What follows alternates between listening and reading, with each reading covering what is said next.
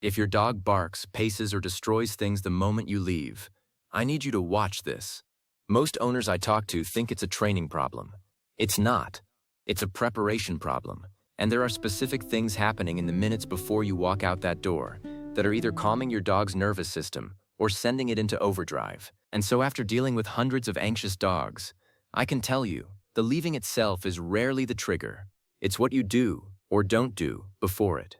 In this video, I'm going to walk you through 5 things you need to do before you leave, and don't skip to the end, because tip number 5 is the mistake I see even experienced dog owners making. Welcome to Is Dog, your go-to channel for the emotions and behaviors of our 4-legged companions. If you want to build a stronger, more trusting bond with your dog, hit that subscribe button and turn on notifications now. Let's get into it. Number 1. Don't make a big deal when leaving. It is so tempting when you are heading out the door and your dog looks at you with those sad, soulful eyes. Your first instinct is to drop everything, pull them in for a big hug, and whisper how much you'll miss them.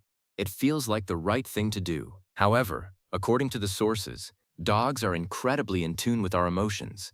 When we turn leaving into an emotional goodbye scene, they pick up on that energy and think, wait, if mom or dad is this worked up, something bad must be happening. That's when the stress kicks in, and this turns your departure into a dramatic movie scene that actually triggers your dog's stress. And so if you act like leaving is a massive emotional event, your dog will naturally think, uh-oh, something serious is happening. Instead, you should keep your exits entirely calm and casual. A simple, see you later, delivered in a cheerful tone, followed by walking out the door, teaches your dog that your departure is a normal part of life, not a crisis. This is especially critical for breeds that are already predisposed to separation anxiety: Labrador Retrievers, Border Collies, rescue dogs who may have a shaky sense of security. By maintaining a calm energy, you help your dog feel more secure in your absence. If you love learning about your pup's emotions and want more tips to keep them happy, make sure to hit that subscribe button and turn on the notifications so you never miss an update from us. Keeping your routine boring and predictable is the first step toward a peaceful day for your dog, ensuring they don't spiral into anxiety the moment you grab your keys. Number 2. Tire them out before you go. A known secret to a calm home is that a tired dog is a happy dog, and a sleepy one is way less likely to get anxious when you leave. Before you head out the door, take just 15 to 20 minutes to burn off some of that energy. Play a lively game of tug-of-war, go for a quick brisk walk, or run through a few fun commands with treats. This short burst of activity drains both their physical energy and mental excitement, setting them up for a relaxed day instead of a destructive one. This is especially important for high-energy breeds like Huskies, German Shepherds, and Jack Russell Terriers. Without that outlet, they'll create their own entertainment, usually by chewing your favorite shoes, digging up the couch, or turning pillows into confetti. It's not just about obedience, it's about protecting your dog's mental health. Dogs who get proper stimulation are far more likely to settle down and sleep while you're gone, rather than pacing or stressing out. Even if your schedule is packed, remember that just 10 minutes of fetch can be the difference between a peaceful day and total chaos for your pup.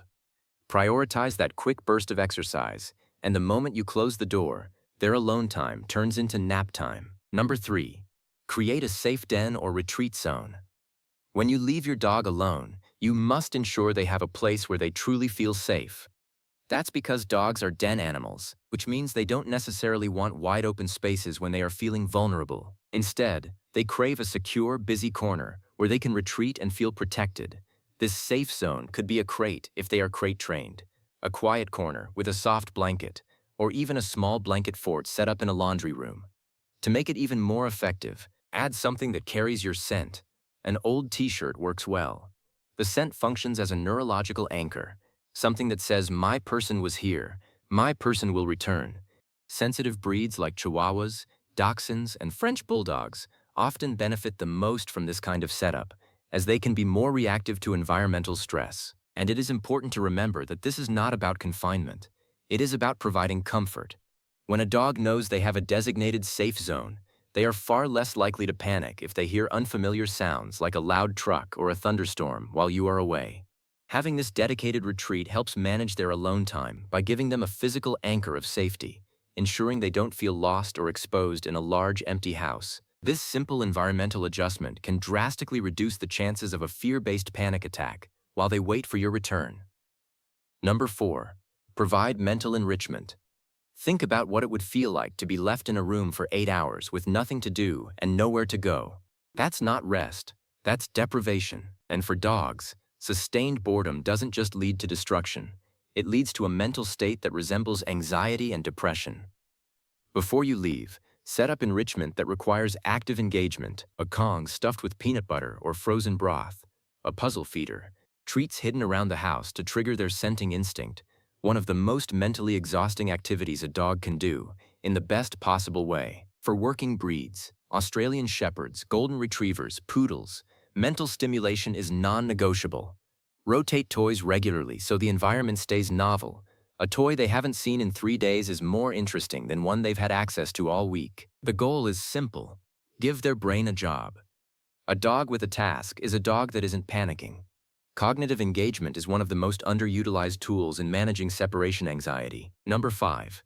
Control the auditory environment. Most people think leaving the TV or radio on is enough. The logic makes sense: background noise, familiar sounds, less silence. But this is where I see owners get it wrong, even the well-intentioned ones. A random TV channel is unpredictable by definition. Your dog is resting, and suddenly, a gunshot from an action trailer comes through the speakers at full volume, or a car commercial with a horn. For noise-sensitive breeds, Cocker Spaniels, Whippets, Toy Poodles, that startle without you there to neutralize it can escalate quickly. The solution is curated audio. There are playlists and YouTube channels designed specifically for canine nervous systems: soft classical music, nature soundscapes, heartbeat rhythms. These are not gimmicks. They create a consistent, predictable auditory baseline that keeps your dog's nervous system regulated, not reactive. Think of it as climate control for their emotional state. You're not just filling silence, you're actively managing their environment while you're absent. That's the difference between a tool and a habit. If your dog is showing signs of separation anxiety, the solution isn't to stop leaving. It's to change what happens before you do. These 5 steps aren't complicated, but they require consistency, and consistency is what anxious dogs need most. If this gave you something useful, give the video a like. It helps this content reach more dog owners who need it. Subscribe for more research-backed guidance on understanding your dog's emotions and behavior. I'll see you in the next one.